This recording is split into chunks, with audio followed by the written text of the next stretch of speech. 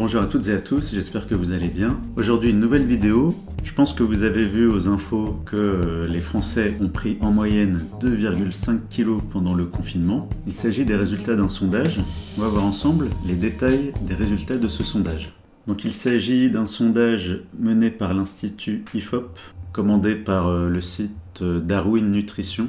Alors je suis allé voir de quoi parle ce site. Je pense pas que ça ait influé sur les résultats. Si vous voulez, je dirai un mot à la fin de cette vidéo à propos du site Darwin Nutrition. En ce qui concerne le sondage, qui s'appelle « Quel est l'impact du confinement sur le poids et les habitudes alimentaires des Français ?», l'enquête a été menée sur un échantillon de 3000 personnes, représentatives de la population française, tous majeurs. Les interviews ont été réalisées du 24 au 27 avril 2020. Comme le confinement continue après le 27 avril, peut-être que les Français ont eu le temps de prendre encore un petit peu de poids. L'impact du confinement sur le poids et son alimentation. Les gens qui ont répondu au sondage, 57% d'entre eux ont pris du poids, 29% ont perdu du poids, 14% d'entre eux ont un poids qui n'a pas changé. À propos des gens qui ont pris du poids, on voit que la proportion homme-femme est à peu près pareille. Combien de kilos avez-vous pris depuis la mise en place du confinement ? Donc 2,5 kg, c'est la moyenne. C'est la moyenne du nombre de kilos pris pendant le confinement. Donc si on prend uniquement les gens qui ont pris du poids, on voit que sur tous les gens qui ont pris du poids, 32% ont pris 1 kg, 34% d'entre eux ont pris 2 kg, 16% ont pris 3 kg, 5% d'entre eux ont pris 4 kg, et malheureusement, 13% d'entre eux ont pris 5 kg, voire plus. Donc entre le 17 mars et le 27 avril. En un mois et demi, il y a des gens qui ont pris plus de 5 kilos. Nombre moyen de kilos pris en fonction du sexe. On voit que les hommes ont pris un tout petit peu plus de poids que les femmes. Zoom sur le profil des Français ayant pris du poids durant le confinement. Donc là, il s'agit uniquement des gens qui ont pris du poids pendant le confinement. À propos de l'âge, rien à signaler de particulier. Par rapport aux revenus, rien de spécial. Par rapport à la taille du foyer, on voit que les gens seuls ont moins souvent pris du poids que les gens qui sont plusieurs. Et on voit que les couples avec enfants ont plus souvent pris du poids que les gens sans enfants. Ah, là, il y a une chose intéressante. Catégorie auto-évaluation de son physique. Est-ce que la personne sondée se trouve beau, belle, ou dans la moyenne, ou est-ce qu'elle se trouve pas beau, pas belle? Et on voit que moins les gens se trouvent beaux, et plus ils ont été nombreux à prendre du poids pendant le confinement. Par rapport à l'indice de masse corporelle d'avant le confinement, alors si on retire le cas particulier des gens maigres, plus les gens avaient de surpoids au départ, plus ils sont nombreux à avoir pris du poids pendant le confinement. Ensuite, en ce qui concerne la satisfaction à l'égard de son poids, ils ont demandé aux gens s'ils étaient satisfaits de leur poids, ou plutôt pas satisfaits ou pas du tout satisfaits, et on voit que moins les gens étaient satisfaits de leur poids, et plus ils ont été nombreux à prendre du poids pendant le confinement. Dispute sur les tâches ménagères. On voit que plus les couples se disputent pour les tâches ménagères, et plus ils ont été nombreux à prendre du poids pendant le confinement. Fréquence de l'activité physique. Plus les gens avaient d'activité physique, et moins ils ont été nombreux à prendre du poids pendant le confinement. Au fond de vous-même, diriez-vous que vous êtes actuellement satisfait ou pas satisfait de votre corpulence, de votre niveau de poids ? D'après le sondage, 47% des hommes sont insatisfaits de leur poids, 61% des femmes sont insatisfaites de leur corpulence. À partir du 11 mai, envisagez-vous personnellement de manger plus sain, équilibré, mais sans faire de régime ? 56% des Français vont faire ça. 18% des Français interrogés sont décidés à faire un régime après le 11 mai. Donc forcément, plus on est en surpoids et plus on a envie de faire attention. Faire un régime 18%, donc pareil, plus on est en surpoids, plus on a de chances d'avoir envie de faire un régime. Par contre là, chez les hommes maigres, 31% d'entre eux ont envie de faire un régime après le confinement. Peut-être qu'ils ont pris du poids, mais seulement au niveau du ventre. Du coup, c'est pas beau. Chez les hommes considérés comme maigres, il y en a une majorité qui disent avoir pris du poids pendant le confinement.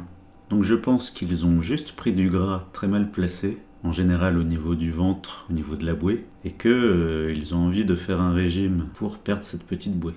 Alors il y a une partie sur les tensions et les inégalités conjugales autour de la préparation et le contenu des repas. Je ne vais pas en parler dans la vidéo, mais si vous voulez, le lien est en description. Une partie sur la qualité des repas dans les foyers confinés. Pratique alimentaire des Français confinés. Au cours des 15 derniers jours, à quelle fréquence avez-vous consommé? Alors c'est dommage, là ça ne parle que en proportion d'au moins une fois par semaine. C'est-à-dire sur les 2 dernières semaines, est-ce qu'ils ont mangé au moins une fois par semaine tel ou tel aliment? Donc sur les Français interrogés, on voit que 91% ont mangé de la viande, 88% des fruits au moins une fois par semaine. Alors on voit que il n'y a pas tellement de différence entre hommes et femmes. Ensuite, éléments associés à la malbouffe. Alors le chocolat, 73% ont mangé du chocolat au moins une fois par semaine. La charcuterie, bon ils l'ont classé dans la malbouffe. Alors on voit que les hommes ont été un peu plus nombreux.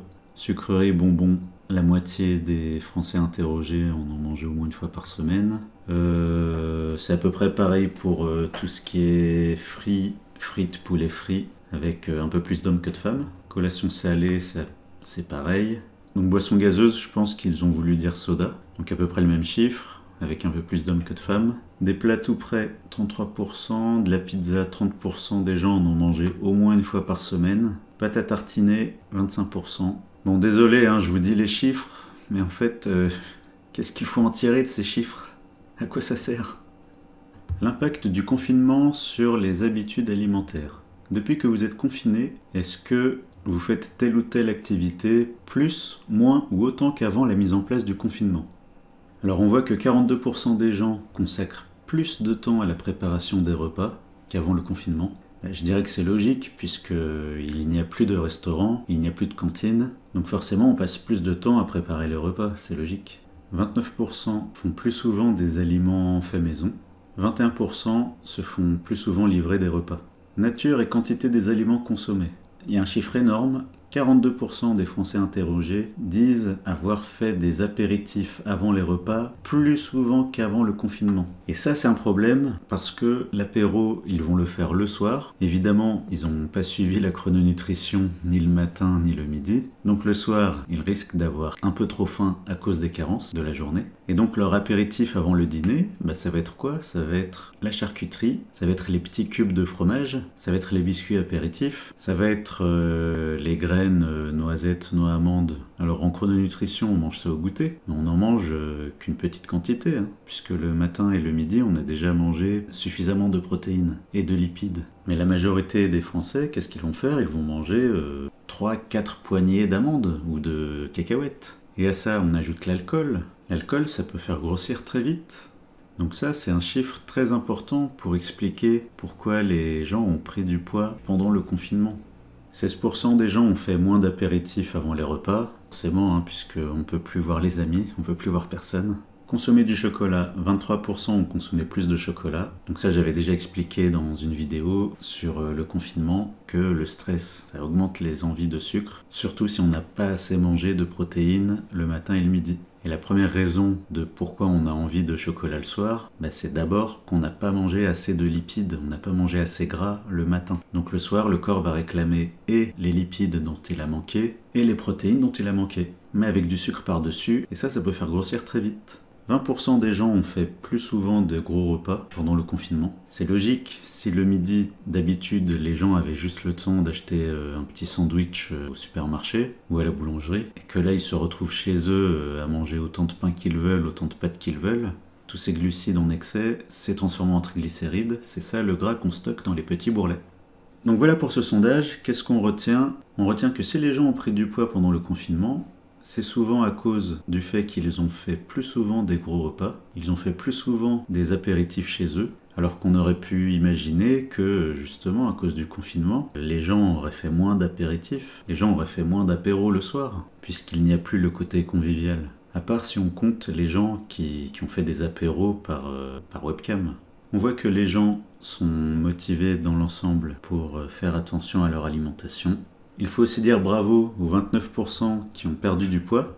Alors attention, dans les 29% de gens qui ont perdu du poids, il y a sûrement des gens qui ont été atteints du Covid, qui n'ont rien pu manger ou pas grand-chose pendant plusieurs jours. Mais bon, si on retire les gens qui ont été malades, je pense qu'une bonne partie des gens qui ont perdu du poids, c'est parce qu'ils étaient tranquilles chez eux, ils ont pu manger comme ils voulaient, il y a eu moins d'invitations, moins de prétextes pour faire des écarts. Ils ont été moins souvent chez les grands-parents, chez les parents qui aiment bien cuisiner.